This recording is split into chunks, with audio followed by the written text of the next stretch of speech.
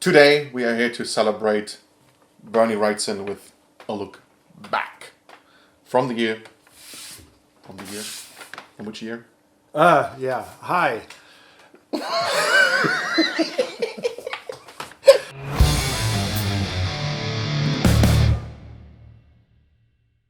This is from 1991,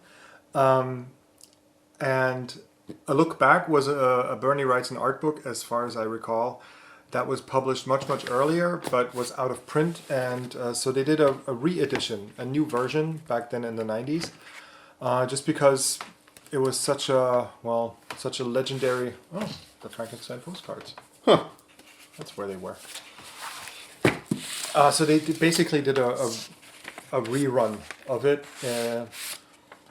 just because it was so popular. So this isn't really Wrightson. This is John Bolton. Interesting. Keep talking. Yeah. So,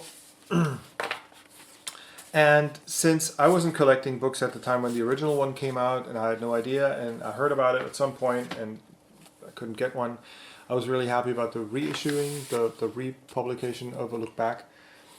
And it's your classic art book of that time. It just showcases lots of the art of Bernie Wrightson, from his early work to the later work, with lots and lots of information. So if you're into Wrightson's work and you want to start with a book collection on him, this is the perfect start. In this version, the one with the big case, it's not a slipcase. How would you call these? A case. Just a case. In case. Yeah, I know. This is like the signed and limited edition. This was limited to 300 copies, and is signed by Wrightson, Christopher Savisa, who I think wrote it, and Harlan Ellison, who wrote the introduction. I think this is the only signature of Harlan Ellison in that one. Really cool writer. Written design edited by Christopher Savisa.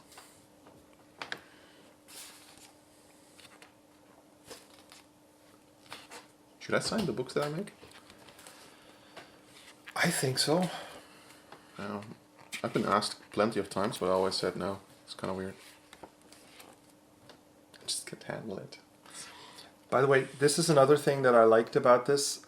It displays the influences on Bernie Wrightson's work, especially Franklin Booth, who was one of probably the most brilliant ink artists ever. So if you see the super elaborate ink drawings by Wrightson, they're incredible, but if you see the stuff by Franklin Booth, that's just mind-blowing. I don't know what planet this guy came from, but he's unbelievably good. Some really early work. Again, this is something I like about art books, because especially for the young artist, we all started out somewhere. Just look at this one. This is so pretty. The dinosaur and the butterfly. It looks almost like a butterfly.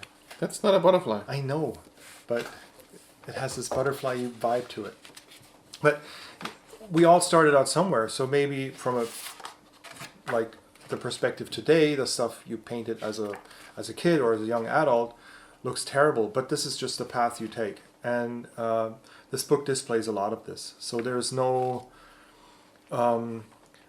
vanity in it. It just displays everything. And I think that's really important. For Zeta Forever.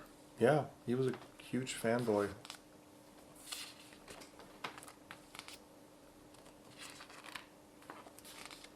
We have to do a review on the Frazetta book at some point.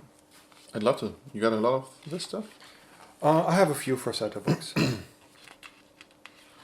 Also sketches and stuff? Some of them have sketch stuff in them as well. Oh my god. I so much wanted to call you a loser, but of course, again, you deliver. I could have just made that up.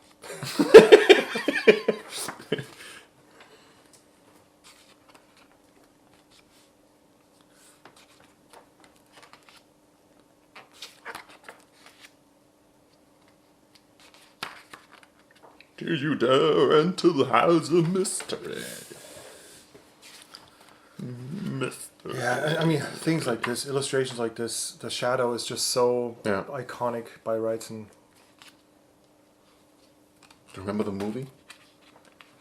I think I saw it, but as far as I remember, it was so terrible that I just basically forgot everything about it. Was it one of the Baldwin Yeah, dudes? yeah, like a glued-on nose. Yeah. It was pretty terrible. Yeah, it was.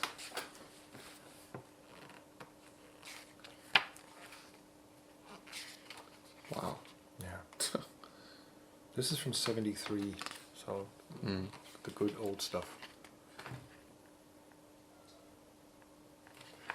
Yeah, don't even think about it.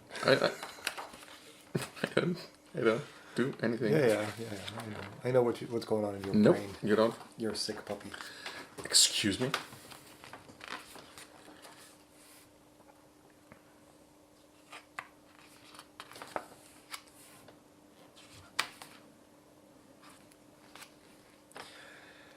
Not to forget, this is a huge book. So we're like already at around page 90. Yeah, that's still... And that's still a lot of book to come. There will be a lot of page turning. Time for music. Yeah, let's put on some nice music.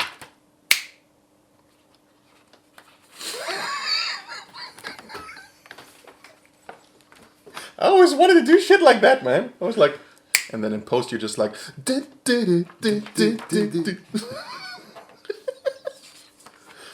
Yeah. Magic. Swamp Thing. I'm just catching up right now with Swamp Thing.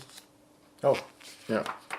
I've got some volumes and I'm reading into it because I know Swamp Thing since I was a kid because there used to be an older movie, I think, from the 80s. Oh yeah, that was pretty terrible. Yeah, but I always liked this entire idea, and now I saw it came back when I saw that show that came out from DC. There's a new show. It was kind of more like a horror thing. Oh, it's already out? Yeah, they made only one season actually, and probably some people will say this is shit, but for me it was pretty cool. I didn't think it was that bad. I mean, I've seen bad stuff. This was not bad, and I wish they would have kept going because there was such a high potential to intertwine everything with Hellblazer, with John Constantine, and I'm a big Hellblazer fan. Of the comics or the films? The comics actually, and the film was okay. Like for itself, the movie was cool. Yeah. I mean, you know, Peter Stormare, who played Lucifer. For this guy alone, for this kind of interpretation, the movie was worth it. Was worth watching. But I really like the comics, and I like it when people do their homework and build elaborate stories with all kinds of myths. So it's the same thing with Hellboy. Yeah. You know, I mean, Mignola is getting out stuff that I never heard of. Sometimes even of like Greek folklore, like the myth of Hecate, and all that. And I keep googling stuff that I see in Mignola's comics. Yeah. Right. So that's also what I like about Hellblazer, because this is all also with American Gods. When I was reading the Neil Gaiman book, I'm not really a fan of the show, to be honest. I didn't like it at all. But the book is amazing, and I just kept googling stuff to find out what was behind that and how and why, and yeah, that's what I like when comics bring me somewhere that I'm just getting more and more curious about the topic. So yeah. I mean, this is what good craftsmanship as a writer and even as an artist means. You do your research. Yeah. And you do a lot of it. And I remember for one sculpture that I'm currently working on from Greek mythology. Yeah. I read through numerous books and articles and went into depth and looked at all the it's fantastic. Looked at like the tree of gods and deities in Greek mythology to figure out who is responsible or who's related to who. Yeah. And a lot of incest. Oh yeah. You Greeks, you know when we liked our gods to have incest. You know how to have fun. Was just a thing. So for a month of sculpting, there's sometimes 2 months of research, and it's the same thing, of course, in writing. And some of these writers who are definitely extremely good at what they're doing, I mean, especially the Hellblazer, that's several writers, but all the Gaiman stuff, the Sandman comic books, or anything that Mike Mignola does. I have read, I think, like 10 pages of Sandman, and I didn't go on. And I cannot even tell you why. Which 10? The first 10. Oh. From the first comic. I read 10 pages and I didn't go on. And I don't know why, because I like what Gaiman is doing, and I like the art a lot. Yeah, like for someone who ever was a goth, this is obviously a big deal to read Sandman. You should probably fight through to like the first issues. No, I don't know, I didn't stop because the reason why I stopped wasn't really about the quality of the story. I think there was something else. There was just something going on in life or something, so I had to take care of something else. But I never caught up with it. I never got back to it, and I really want to. I think there's strong storylines, and there's other ones that are not as compelling as you might want them today. The thing is that when Sandman started, we're kind of getting off topic, but let's talk about it anyways. This was early 90s, and it was, to me, the first adult-oriented comic book. Before The Crow? It was before The Crow. Yeah? Yeah. Let me think. Because I know Sandman came out when I was still in high school. So that must have been like 80s, and The Crow was 90s. Back there.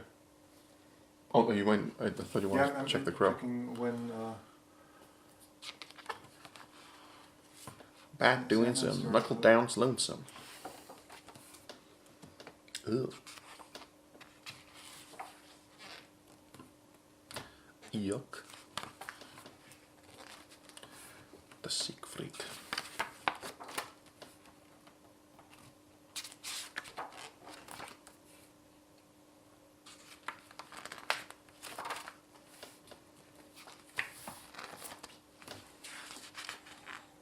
Dawn's house was made there.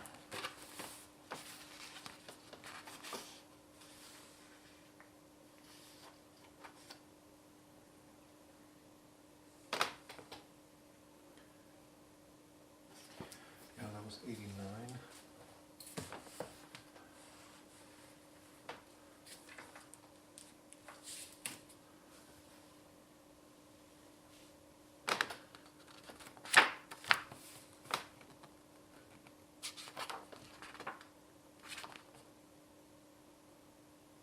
Counsel to a minion. Yeah, I love that piece. It's like when we're talking.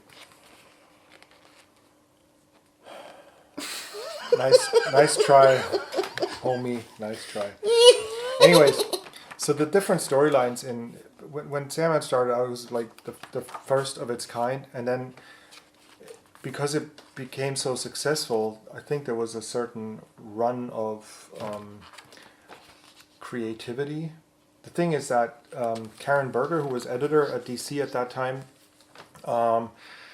she received, and that's just from what I've been told from people from DC, she received a lot of freedom to just create this new line of comic books, which then turned into Vertigo at some point. And she just let people do their thing. So she would trust writers and artists to just go for it. And this trust and this openness and this willingness to explore is probably what fed into this whole machinery of Vertigo emerging at some point. So to me, that like from the second storyline on, the Sandman stuff just got so much better. Even though the first storyline is important because it gives you an idea of the backstory, how everything comes to be. Isn't this just incredible? Mind blowing. Yeah, he sculpted one for reference. I didn't know he was sculpting. Yeah, I mean, this is what a lot of artists do. If they need reference and they can't find any, they sculpt it. Okay. I own a little monster head sculpture from John Bolton that he used as reference for one of the Clive Barker comic books, and it's not that unusual. That's a lot of stuff. And it's not one of the most detailed ones. Yeah, it's so beautiful. For whatever reason, I like this more. Well, It's kind of more interesting. You imagine this from glass. yeah, tinted glass. it's much more graphical than the other one. And probably for you as a graphics designer, but I agree. I like the composition of the other one better as well. Yeah. Wow. Yeah, it's crazy.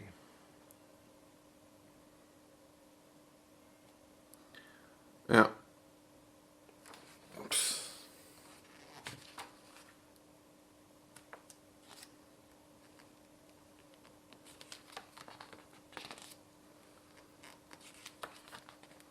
So the Frankenstein comic should be still available, right? Yeah, we should check. If Yeah. any of you guys know anything about it, let us know in the comments.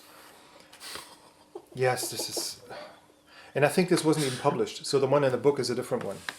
Really? Yeah, so if you like, if you're into the Frankenstein Wrightson work, in A Look Back, there's pieces that weren't published in the regular Frankenstein book.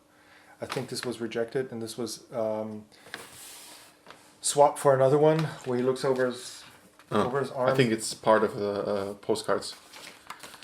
Probably, because it's actually one of the more famous images. If you didn't see it yet, check out our video on the Artbook, The Studio. Apparently this is what this is about now. Yes. Is it? Yeah, that's that one. That's the one. This is a very dark rendition. Yeah. I've seen images of that aren't as stark, where you see a lot more of the detail, but it's so powerful. Yeah, there's a small bit about the studio book, or the studio in itself in here.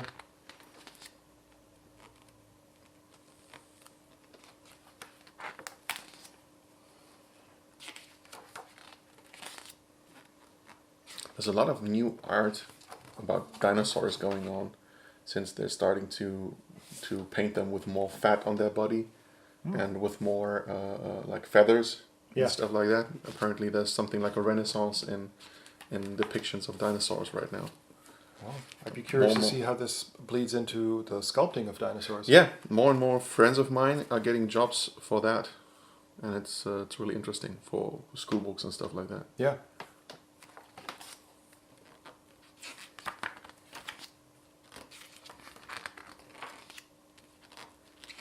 And because someone figured out that they never account for how fat dinosaurs were. Yeah. They just left it away. It's just muscles and skin. Yeah. That's not how animals are. I mean, No, have you ever seen this image of a hippopotamus skull? yes. The artist rendition of what the animal actually looks like? Yes. Yes. Yes. They did the same with a swan. Oh. And they just took the feathers away and it looked like it had like claws or something. Yeah. You know, because they just made skin around the muscles and everything, and it just looked like a totally different animal. And fucking creepy.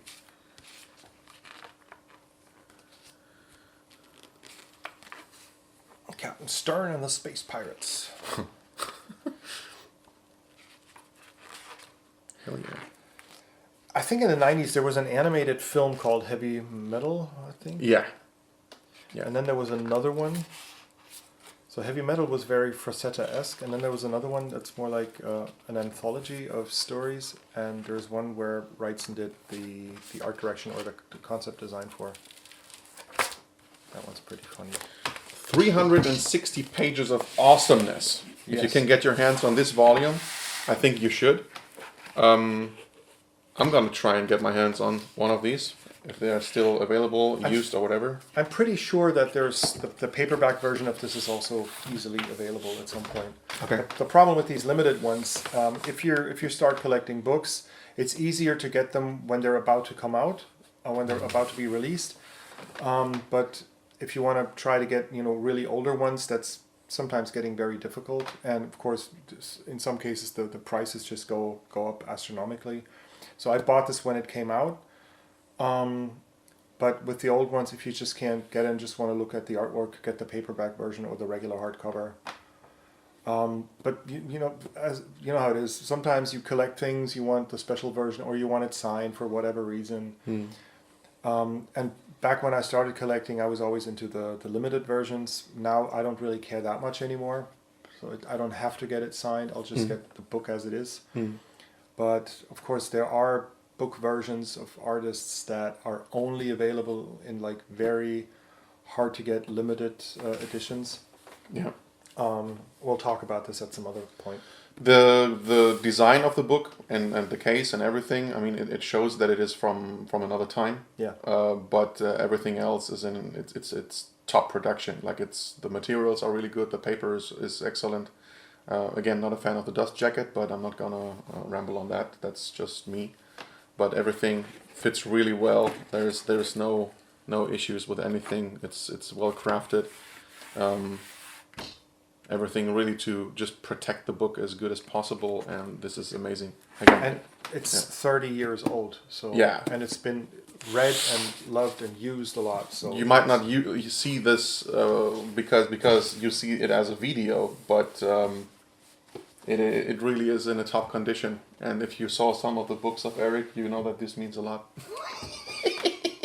What's that supposed to mean? They all look like crumbled and stuff. They have like fucking stuff on it. Oh, you mean that one? If you do art, you sometimes smudge things. Dirty fingers. No, it's and art books, man. You gotta keep them safe. They are safe. They're like your children. Bye bye. Take care.